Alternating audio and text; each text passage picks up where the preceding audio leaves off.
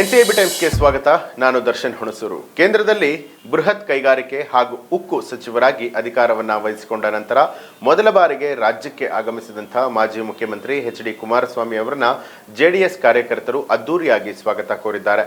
ದೇವನಹಳ್ಳಿಯ ಕೆಂಪೇಗೌಡ ಅಂತಾರಾಷ್ಟ್ರೀಯ ವಿಮಾನ ನಿಲ್ದಾಣಕ್ಕೆ ನಿನ್ನೆ ಮಧ್ಯಾಹ್ನ ಮಾಜಿ ಸಿಎಂ ಎಚ್.ಡಿ. ಕುಮಾರಸ್ವಾಮಿ ಅವರು ಆಗಮಿಸಿದರು.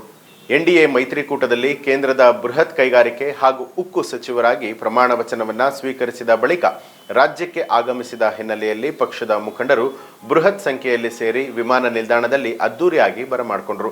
ಈ ವೇಳೆ ಜೆಡಿಎಸ್ನ ಯುವ ಘಟಕದ ರಾಜ್ಯಾಧ್ಯಕ್ಷ ನಿಖಿಲ್ ಕುಮಾರಸ್ವಾಮಿ, ಬೆಂಗಳೂರು ಗ್ರಾಮಾಂತರ ಜಿಲ್ಲಾಧ್ಯಕ್ಷ ಮುನೇಗೌಡ, ದೇವನಹಳ್ಳಿ ಮಾಜಿ ಶಾಸಕ ನಿಸರ್ಗ ನಾರಾಯಣಸ್ವಾಮಿ, ಹಿರಿಯ ರಾಜಕಾರಣಿ ಜಿಟಿ ದೇವೇಗೌಡ ಸೇರಿದಂತೆ ಹಲವರು ಉಪಸ್ಥಿತರಾಗಿದ್ದರು.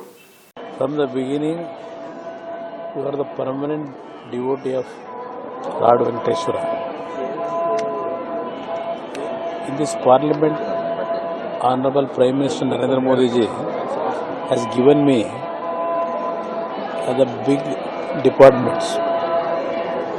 I want Lord Venkateshwara's blessing to succeed in my work as a minister in central government.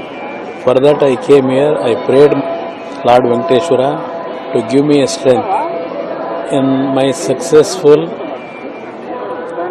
venture in future days. Not only my success, entire country. We have to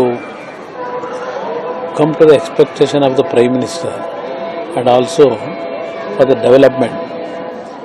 For that actually I prayed God, Venkateshwara, to give me good strength to succeed in my work actually in the central government. ಇದು ಈ ಹೊತ್ತಿನ ಪ್ರಮುಖ ಸುದ್ದಿ. ಮತ್ತಷ್ಟು ವಿಶೇಷ ಸುದ್ದಿಗಳಿಗಾಗಿ ನೋಡ್ತಾ ಇರಿ ಎನ್ಸಿಐಬಿ ಟೈಮ್ಸ್, ಅಪರಾಧ ಮುಕ್ತ ರಾಷ್ಟ್ರಕ್ಕಾಗಿ.